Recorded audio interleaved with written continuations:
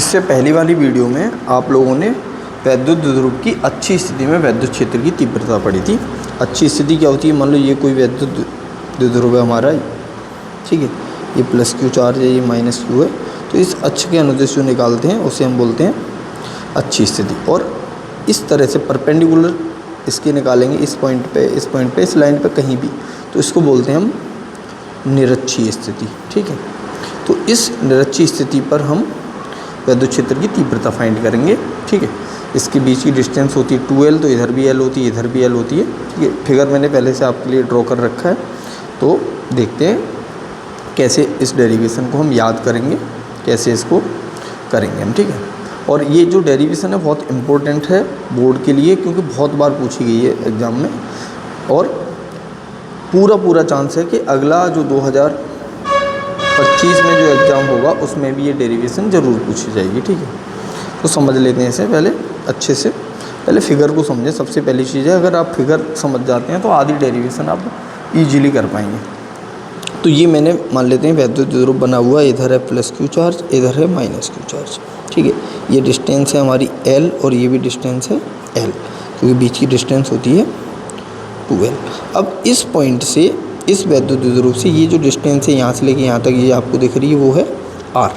इस R distance पे जाके ये पॉइंट मान लेते हैं A है, यहाँ पे हमें वैद्युत क्षेत्र की तीव्रता ज्ञात करनी है।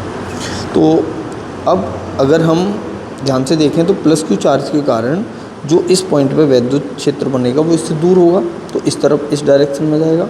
इसको मान लेते हैं ये पॉइंट है हमारा, ये वैद्युत क्षेत्र है हमारा E1, और जो माइनस क्यू चार्ज होता है उसके कारण जो वैद्युत क्षेत्र बनता है वो उसी की ओर बनता है, तो इसको मान लेते हैं हम, ये है E2। अब इसको फाइंड करने के लिए हमें ये डिस्टेंस चाहिए, मान लो A पॉइंट है हमारा, B ये है C और ये है D। तो अब अगर इसको आप ध्यान से समझो, ये एंगल अगर मान लेते हैं थीटा है, तो यहाँ पे ये एंगल भी थीटा होगा।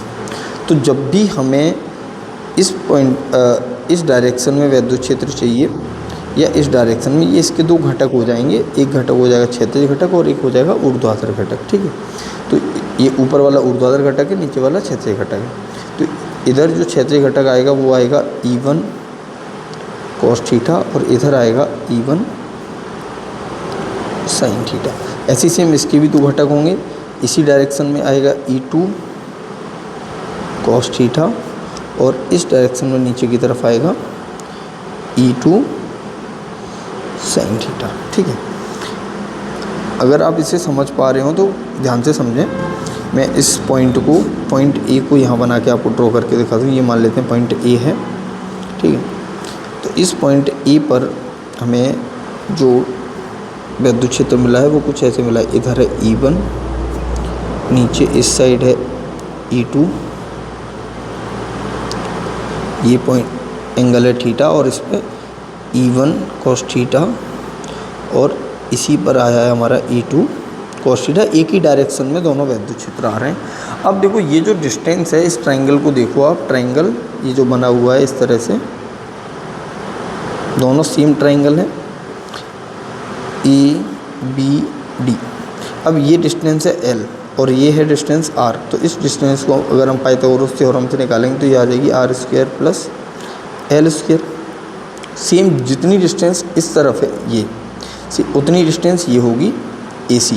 तो ये डिस्टेंस भी आएगी √R² प्लस L²। ठीक है, तो मुझे लगता है कि फिगर ड्रॉ करना आपको इजीली आ गया होगा। अब यहाँ पे क्या होगा, जो E1 की वैल्यू होगी सेम वही E2 की वैल्यू होगी, क्योंकि चार्ज हमारे सेम है। ठीक है, तो वो मैं आपको निकाल के भी बताता हूँ कि प्लस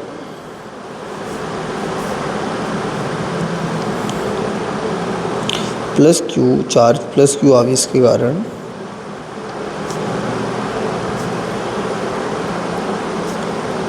बिंदु A पर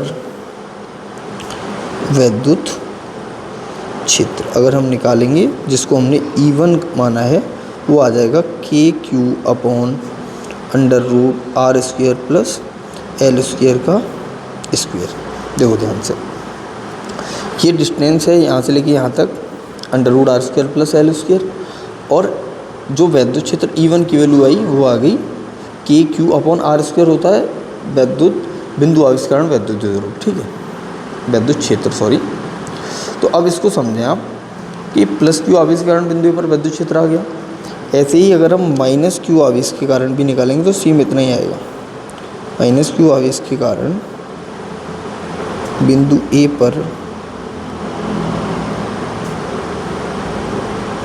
वैद्युत क्षेत्र जो आएगा E2 वो भी आएगा KQ/√R² प्लस L² का होल स्क्वायर। अब बिंदु ए पर जो नेट वैद्युत क्षेत्र आ रहा है, इस देखो ये वाला इसको कैंसिल कर देगा एक दूसरे को। अब बिंदु ए पर कुल वैद्युत क्षेत्र आएगा वो E1 cos थीटा और E2 cos थीटा है। तो बिंदु ए पर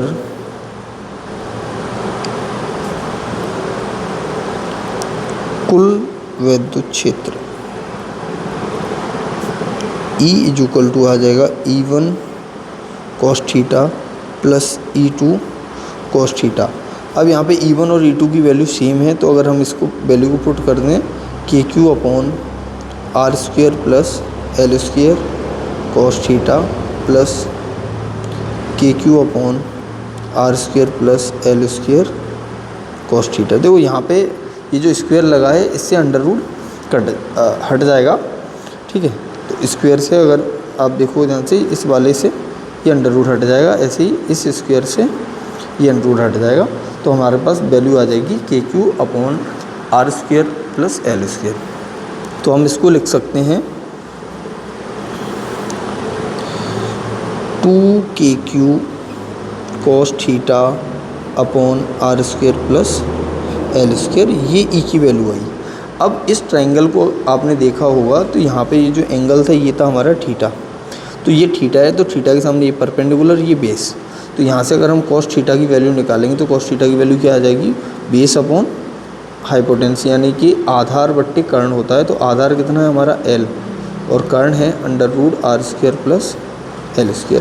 तो ये cos थीटा की वैल्यू यहाँ पुट कर देंगे तो E की वैल्यू आ जाएगी E = 2KQ upon R² plus L² into L upon √R² plus L²। तो अंडर रूट का मतलब होता है पावर 1/2 और यहाँ पे पावर है 1। तो एक ये और ये दोनों के बेस सेम है, बेस सेम है तो पावर ऐड हो जाएंगी और ये आ जाएगी वैल्यू हमारे पास 2KQL upon R² plus L² की पावर 3/2। अब यहाँ से E की वैल्यू आगे अगर आप देखोगे तो इसको हम ऐसे लिख सकते हैं KQ × 2L upon R² plus L² की पावर 3/2। अब P = क्या होता है, वैद्युत द्विध्रुव आपने पहले से ही पढ़ा था, पिछली वाली वीडियो में भी आपने देखा होगा कि वैद्युत द्विध्रुव P = होता है Q × 2L। तो Q × 2L ये जो वैद्युत द्विध्रुव की वैल्यू है ये यहीं पे दिख रही होगी आपको। तो यहाँ से अगर आप देख पा रहे हो तो E की वैल्यू क्या आ जाएगी, E = आ जाएगा KP upon R² plus L² की पावर 3/2। अब इसमें एक कंडीशन आती है कि ये जो हम निकाल रहे होते हैं तो वैद्युत द्विध्रुव के बीच की जो डिस्टेंस होती है वो बहुत कम होती है, बहुत मतलब बहुत मिनिमम। इवन कि इसको हम एंगस्ट्रॉम में मापते हैं जो डिस्टेंस होती है। तो ये L की वैल्यू वो बहुत छोटी होती है और R की बहुत बड़ी होती है। तो यहाँ पे एक कंडीशन आती है कि यदि R की वैल्यू बहुत बड़ी हो L से तो हम यहाँ पे जो L² है इसको लगभग 0 के बराबर मान लेते हैं। तो E = यहाँ पे मिल जाएगा हमें KP अपॉन R² की पावर 3/2। तो पावर के ऊपर पावर होती है तो मल्टीप्लाई होता है आपस में। तो 3/2 और 2 में मल्टीप्लाई हुआ तो 2 से 2 चला जाएगा, ये बचेगा KP अपॉन R²। तो वैद्युत द्विध्रुव की निरक्षीय स्थिति में वैद्युत क्षेत्र आ गया E = KP अपॉन R²। ठीक है, अच्छी स्थिति में वैद्युत क्षेत्र निकाला था वो आया था 2KP अपॉन R²। अब यहाँ पे आप चाहो तो उसकी भी बात कर सकते हो कि डायरेक्शन, इसकी दिशा क्या होगी वैद्युत क्षेत्र की। तो जो दिशा होगी तो आप समझ रहे होंगे कि यहाँ पे +Q था, यहाँ पे -Q था। तो जो डायरेक्शन आ रही थी वो वैद्युत क्षेत्र की इधर आ रही है। नेट वैद्युत द्विध्रुव है उसकी जो डायरेक्शन है वो इधर को आएगी P। ठीक है, तो वैद्युत क्षेत्र की डायरेक्शन इधर है, वैद्युत द्विध्रुव की डायरेक्शन इधर है, तो ये एक दूसरे के अपोजिट है। तो यहाँ पे जो दिशा आएगी तो निरक्षीय स्थिति में निरक्षी स्थिति में वैद्युत क्षेत्र की दिशा वैद्युत द्विध्रुव आघूर्ण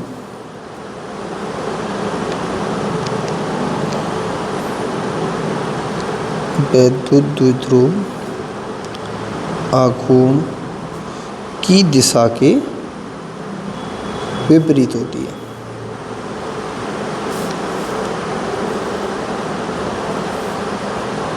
ठीक है, तो ये हमारा पूरा डायरेक्शन वो डेरिवेशन। अब यहाँ पर डायरेक्शन भी मिल गया हमको और वैल्यू भी मिल गई। तो अगर आप इसको कंपेयर करोगे तो ई जो आया था अच्छी स्थिति में वो आया था 2kp अपॉन RQ, और ई जो आया है निरक्षी स्थिति में वो आया है kp अपॉन RQ। तो यहाँ से इन दोनों में एक रिलेशन भी आ जाता है कि ई जो अच्छी स्थिति में होता है वो होता है 2 × E निरक्षी। ठीक है, तो ये चीज़ भी आप याद रख सकते हो, जो आपको कभी भी एग्जाम में पूछी जाए तो आसानी से आप बता सकते हैं।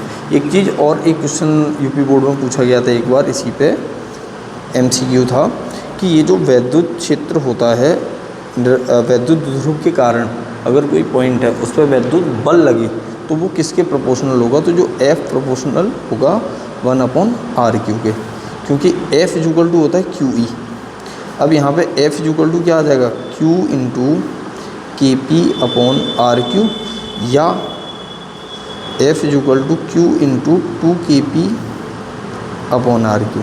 ठीक है, ये रहेगा। तो दोनों ही केस में जो प्रोपोर्शनल है वो किसके रहेगा, 1/RQ के। तो ये इसका आंसर था करेक्ट। तो ये हुई हमारी डेरिवेशन। तो मुझे लगता है कि आपको ये अच्छे से समझ में आ गई होगी। तो इसके नोट्स भी आप बना सकते हैं, इसको तैयार रखिए, यूपी बोर्ड के एग्ज़ाम के लिए बहुत बहुत इम्पोर्टेंट है। और सबसे इम्पोर्टेंट है इसका फिगर आपको ड्रॉ करना आना चाहिए। तो मैंने स्टेप बाय स्टेप जैसे जैसे आपको फिगर समझाया वैसे वैसे आप आसानी से इसको बना सकते हैं। अगर आपको ये वीडियो अच्छी लगती है तो इसको ज़्यादा से ज़्यादा लाइक करें, ज़्यादा से ज़्यादा कमेंट करके बताएं। अगर आपको समझ में आ रहा है तब भी बताएं, और नहीं समझ में आ रहा है तो वो चीज़ भी आप कमेंट करके बताएं कि इसमें ये चीज़ हमको समझ में नहीं आई, तो मैं इसके लिए आपको सेपरेट वीडियो भी बना दूँगा। तो वीडियो को एंड तक देखने के लिए बहुत बहुत आपका धन्यवाद। और चैनल को अभी तक सब्सक्राइब नहीं किया है तो चैनल को सब्सक्राइब ज़रूर कर लें। Thank you.